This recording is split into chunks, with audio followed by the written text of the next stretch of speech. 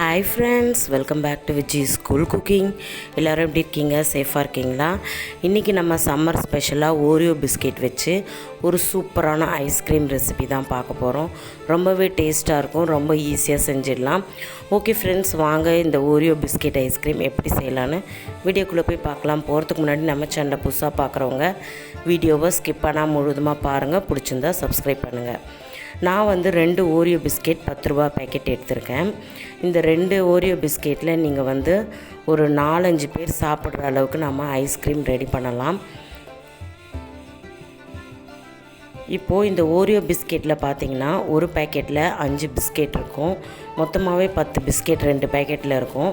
இந்த 10 பிஸ்கெட் வச்சு நாம் சூப்பரான ஒரு ஐஸ்கிரீம் ரெசிபி எப்படி செய்யலான்னு பார்க்கலாம். அதுக்கு ஃபஸ்ட்டு ஒரு மிக்ஸி ஜார் எடுத்துக்கோங்க. அதில் இந்த ஓரியோ பிஸ்கெட்டை இதை மாதிரி உடச்சி போட்டுட்டு நல்லா பவுடர் பண்ணணும். இப்போ உடச்சாச்சு. இது கூட நான் ஒரு 3 டேபிள் ஸ்பூன் அளவுக்கு சுகர் சேர்த்துருக்கேன். இப்போது இந்த பிஸ்கெட், இந்த சுகர், இது ரெண்டுத்தையும் சேர்த்து நாம் நல்லா நைஸாக பவுடராக அரைச்சி எடுத்துகிட்டு வந்துடலாம். சுகர் வந்து பவுடர் ஆகாது, அங்கங்கே கொஞ்சம் கொஞ்சம் இருக்கும். இருந்தாலும் பரவாயில்லை, நம்ம பாலில் போட்டு மிக்ஸ் பண்ணும்போது சுகர் கரைஞ்சிரும். இந்த அளவுக்கு நீங்கள் பவுடர் பண்ணி எடுத்துக்கிட்டாலே போதும். இப்போ இது ஒரு ஓரமாக இருக்கட்டும். அடுத்ததாக ஒரு பாத்திரம் ஸ்டவ் ஆன் பண்ணிவிட்டு வச்சுக்கோங்க. அதில் ஒரு 1/2 லிட்டர் அளவுக்கு ஃபுல் ஃபேட் க்ரீம் மில்காக எடுத்துக்கோங்க. அதாவது திக்கான பாலாக எடுத்துக்கோங்க. நான் வந்து ஆரோக்கியா ஃபுல் க்ரீம் மில்க் எடுத்திருக்கேன். இப்போது பால் வந்து நல்லா பொங்கி வரணும். அது வரைக்கும் நம்ம கொஞ்சம் நேரம் வெயிட் பண்ணலாம். பால் வந்து நல்லா பொங்கிடுச்சு. இப்போ நீங்கள் சிம்மில் வச்சுட்டு ஒரு 5 நிமிஷம் பாலை வந்து கொஞ்சம் திக்காக்கிடுங்க. திக்காக்கினதுக்கப்புறமா நீங்கள் அரைச்சி வச்சுருந்த அந்த பவுடர் மிக்ஸை இதில் சேர்த்துக்கலாம். அந்த பிஸ்கெட் மிக்ஸை இதில் சேர்த்துட்டு நல்லா மிக்ஸ் பண்ணிக்கோங்க. இது வந்து கொஞ்சம் திக்காகணும். இந்த பிஸ்கெட் பவுடர் வந்து இந்த பாலோடு சேர்ந்து நல்லா வந்து வெந்து வரணும். இப்போ இது கூடயே நான் 1 ஸ்பூன் அளவுக்கு கார்ன்ஃப்ளவர் மாவை ஒரு 2 ஸ்பூன் அளவுக்கு பாலில் கரைச்சி இதில் சேர்த்துக்கிறேன்.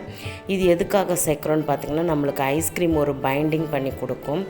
அதாவது கொஞ்சம் திக்னஸ் ஆகி கொடுக்கும். அதுக்காக நீங்கள் கார்ன்ஃப்ளவர் மாவுக்கு பதில் நான் முன்னாடியே வந்து நிறைய ஐஸ்கிரீம் ரெசிப்பியில் சொல்லியிருப்பேன். கோதுமை மாவோ இல்லை அரிசி மாவோ இல்லை மைதா மாவோ 1 ஸ்பூன் அளவுக்கு சேர்த்துக்கலாம் கார்ன்ஃப்ளவர் மாவுக்கு பதில். இப்போ நல்லா மிக்ஸ் பண்ணிவிட்டு இந்த அளவுக்கு திக்கான கன்சிஸ்டன்சி வந்ததும் நீங்கள் ஸ்டவ் ஆஃப் பண்ணிவிட்டு இதை நல்லா கம்ப்ளீட்டாக ஆற வச்சுடுங்க. நல்லா சில்லுன்னு ஆறணும். ஆறுனதும் இன்னும் கூட கொஞ்சம் கெட்டியாகும். இப்போ இதை நாம் ஒரு மிக்ஸி ஜாரில் சேர்த்துட்டு நல்லா நைஸாக அரைச்சி எடுத்துகிட்டு வந்துடலாம். அங்கங்கே கொஞ்சம் கொஞ்சமாக கெட்டியாக இருக்குது பார்த்திங்களா? அதெல்லாம் நல்லா ஒரு ஈவனாக நல்லா நைஸாக அரைக்கணும். இப்போ நான் நைஸாக அரைச்சி எடுத்துகிட்டு வந்துட்டேன். பார்த்திங்கன்னா தெரியும், நல்லா நுரப்போங்க, நல்லா அடித்து எடுத்துருங்க. ஒரு 2-3 செகண்ட் அப்படியே வந்து நீங்கள் விட்டுட்டிங்கன்னா மிக்சியில் நல்லா வந்து நைஸாக அரைஞ்சிரும். இது மாதிரி ஒரு ஐஸ்கிரீம் பாக்ஸோ இல்லை நீங்கள் டிஃபன் பாக்ஸோ வச்சுட்டு அதில் வந்து ஊற்றிட்டு இதை மூடி வச்சு ஃப்ரீசரில் ஒரு 3 மணி நேரம் வச்சு எடுங்க. ஃப்ரீசரில் வைக்கும்போது ஃப்ரீசரோடைய அந்த ஸ்பீட் லெவல் ஹை பண்ணி வச்சுடுங்க.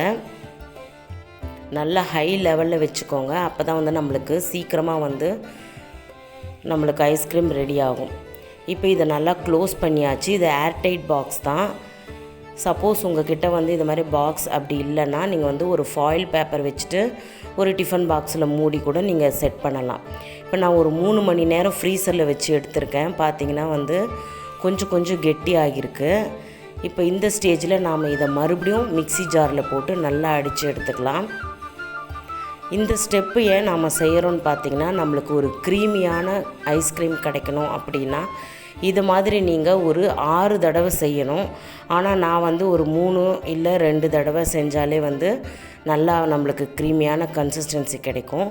உங்களுக்கு ஐஸ்கிரீம் பார்லரில் கிடைக்கிற மாதிரி நல்லா க்ரீமியாக கிடைக்கணும்னா நீங்கள் ஒரு ஓவர் நைட் ஃபுல்லாக இது மாதிரி ஒரு 3 மணி நேரத்துக்கு எடுத்து நீங்கள் வந்து மிக்சியில் ஒரு 6 தடவை நீங்கள் அடித்து ஊற்றிட்டிங்கன்னா, ஓவர் நைட் ஃபுல்லாக வச்சிட்டிங்கன்னா வந்து உங்களுக்கு சூப்பரான க்ரீமியான ஐஸ்கிரீம் கிடைக்கும். நான் ஒரு 3 வாட்டி நான் வந்து மிக்ஸி ஜாரில் அடிச்சுட்டு ஓவர் நைட் ஃபுல்லாக ஃப்ரீசரில் வச்சுட்டேன்.